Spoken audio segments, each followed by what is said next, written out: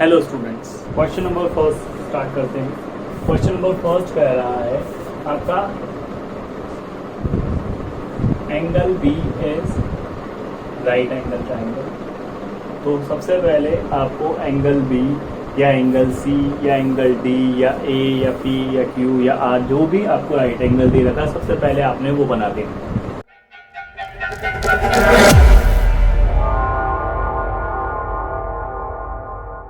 बना देना। बाकी के आप अपने हिसाब से ए, बी और सी क्लॉकवाइज या एंटी क्लॉकवाइज डायरेक्शन, ज़्यादातर हम लोग जो है वो ये वाली डायरेक्शन लेते हैं। तो ये डायरेक्शन क्या होगी? Anti clockwise direction. तो इस डायरेक्शन में ले लो, ठीक है। तो हमने ये ले लिया और उसके बाद आपसे कहा गया है ए बी। ये रहा आपका ए बी, ये 24 सेंटीमीटर है और बी सी यानी ये आपका 7 सेंटीमीटर, ठीक है। तो ये आपका हो गया। अब आपको फाइंड आउट करना है साइन ए एंड कॉस सी, ठीक है। तो सबसे पहले हम लोगों को जो नहीं दे रखा है हम उसे निकालें। तो हम जानते हैं पाइथागोरस थ्योरम क्या होती है। Pythagoras theorem hypotenuse square equals to perpendicular square plus base square या base square plus perpendicular square. Hindi में अगर हम लिखेंगे इसे तो कर्ण का वर्ग या कर्ण का स्क्वायर बराबर लंब का स्क्वायर प्लस आधार का स्क्वायर, ठीक है। तो यहाँ आपको हाइपोटेनस या कर्ण तो दे ही नहीं देता, लंब दे रखा है। कितना है अभी तक? फिलहाल लंब और कर्ण कुछ भी आप ले सकते हैं, उससे कोई फर्क नहीं पड़ रहा, क्योंकि अभी तक हम लोगों ने ट्रिग्नोमेट्रिकल रेशियो या त्रिकोणमितीय अनुपातों का इस्तेमाल नहीं किया है, ठीक है। तो हमें केवल मान निकालना है। तो हमने उस देर के लिए जो है वो ए बी स्क्वायर या 24 स्क्वायर ले लिया और ये जो था आपका वो 7 का स्क्वायर। तो 24 का स्क्वायर जो होता है 576 और ये हो गया आपका 49, ठीक है। दोनों को जोड़ते हैं तो 625, ये आ गया आपका कर्ण का स्क्वायर। अब आप जानते हैं कि अगर एक और स्क्वायर होता है तो जब स्क्वायर हटता है तो दूसरी ओर आपका अंडर रूट लग जाता है। तो यहाँ h is equal to under root 625, यानी कि h इज इक्वल टू हो गया आपका 25, क्योंकि अंडर रूट 625 आपका जो होता है वो 25 होता है। अगर किसी को नहीं समझ में आता है कि ये कैसे निकालना है तो इसका सिंपल सा फंडा है, तो आपको 625 का LCM ले लेना है। तो LCM लेने पर आपका यहाँ आएगा ये 5 इंटू 5 इंटू 5 इंटू 5। तो जो चीज़ दो बार आ रही है उसे हम लोग बाहर ले लेंगे अंडर रूट के, और फिर जो चीज़ दो बार आ रही है उसे हम बाहर ले लेंगे। तो ये 5 इंटू 5 हो गया आपका, यानी कि 25 हो गया, ठीक है। तो मैं ये भी आपका साथ निकल दूँगा। कोड थोड़ा छोटा है तो आप इसे उतार लीजिए, यहीं पॉज कर दीजिए और फिर हम लोग क्वेश्चन को आगे बढ़ाते हैं। ये यहाँ पे इसकी वैल्यू जो थी आपकी वो आ गई 25 सेंटीमीटर, ठीक। तो इतना उतार लीजिए, हम आगे बढ़ते हैं, ठीक।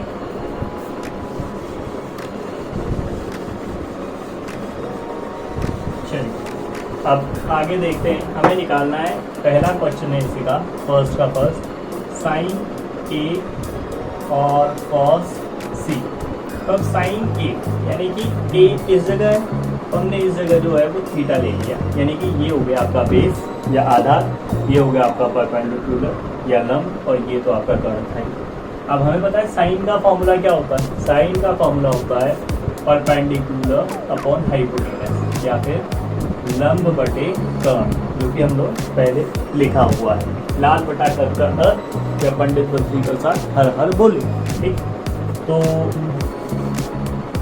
अब यहाँ परपेंडिकुलर क्या है? अब ये तो आपका हो गया आधार, क्योंकि ए के ऊपर आपका थीटा है, तो ए पर थीटा है, इसका मतलब ये तो आपका आधार, क्योंकि ये आपका ए यहाँ पे है और ये आपका लंब या परपेंडिकुलर और ये आपका हाइपोटेनस। तो परपेंडिकुलर क्या हुआ आपका? ये आधार, यहाँ उंगली रख लो। तो परपेंडिकुलर अपॉन हाइपोटेनस यानी कि 7/25, तो ये हो गया आपका 7/25 साइन ए, ठीक। इसी में दूसरी बात की आपकी कॉस सी। तो हम लोग यहाँ पे बात करते हैं कॉस सी। तो अब ध्यान से देखिए, सबसे पहले हम लोग कॉस की वैल्यू क्या होती है। तो कॉस होता है आपका बेस अपॉन हाइपोटेनस या आधार बटे कर्व।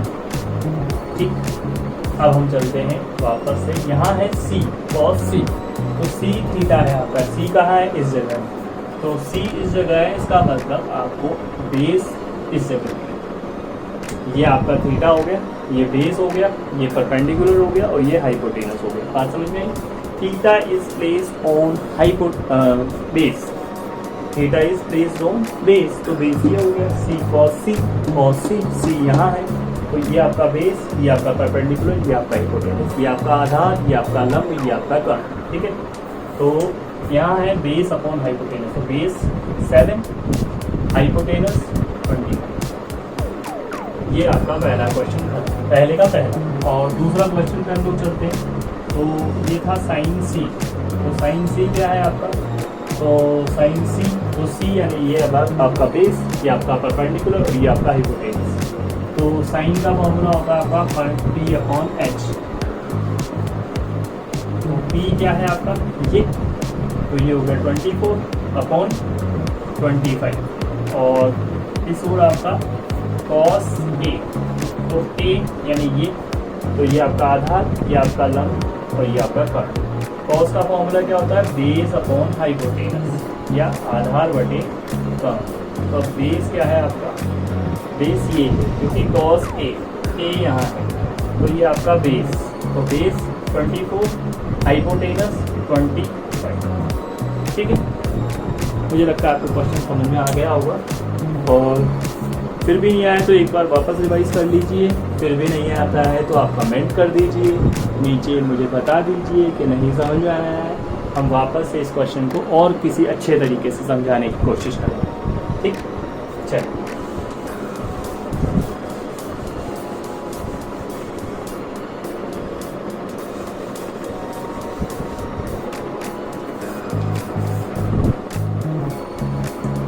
हम लोग चलते हैं question number second.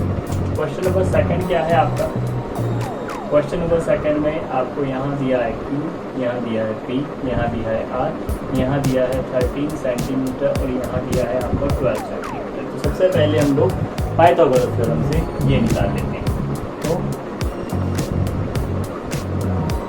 Pythagoras theorem क्या कहती है, h² = t² प्लस b², कर्ण का स्क्वायर बराबर लंब स्क्वायर प्लस आधार।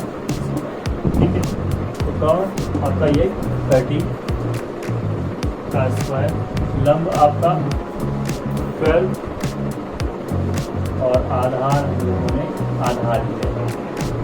ठीक है, तो आधार यही रहेगा आपका, ये 13 का स्क्वायर क्या हो गया आपका 169 और 12 का स्क्वायर 140। दोनों को माइनस करेंगे, ये 100 प्लस का था, दूसरी हो जाएगा तो माइनस हो जाएगा, माइनस किया तो ये आपका आया 25 आधार का स्क्वायर, तो आधार क्या हो गया आपका √25।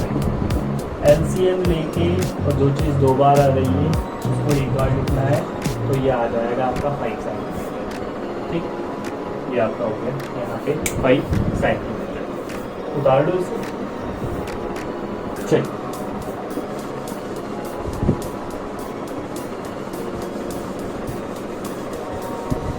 अब हमें निकालना है यहाँ पे tan P minus cot R।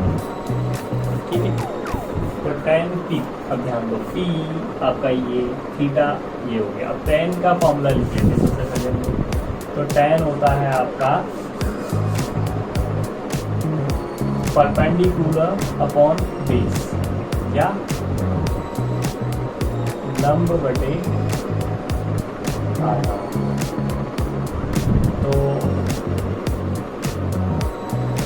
और यहाँ भी साथ में फॉर्मूला लिख देते हैं cot R का, cot R में b अपॉन p या लंब बटे सॉरी आधार बटे लंब।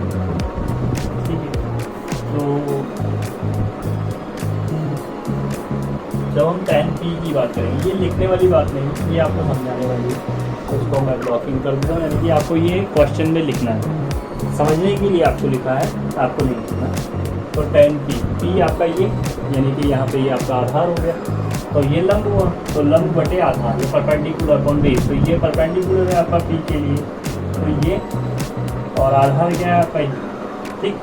माइनस की जगह आपने माइनस लिख देना। अब cot r, तो r यानी कि ये आपका आधार, ये आपका लंब और ये आपका कर्व। अब फॉर्मूला क्या है, ये आधार है ना, इसको मैं मिटा देता हूँ और हम यहाँ थीटा, तो ये cot r, तो r यहाँ पे, थीटा यहाँ पे, ये आपका आधार, ये आपका लंब, ये आपका कर्व। फॉर्मूला है आपका बेस अपॉन परपेंडिकुलर, तो बेस यही है, तो यहाँ पे ये आया 5 और आधार लंब ये है आपका परपेंडिकुलर।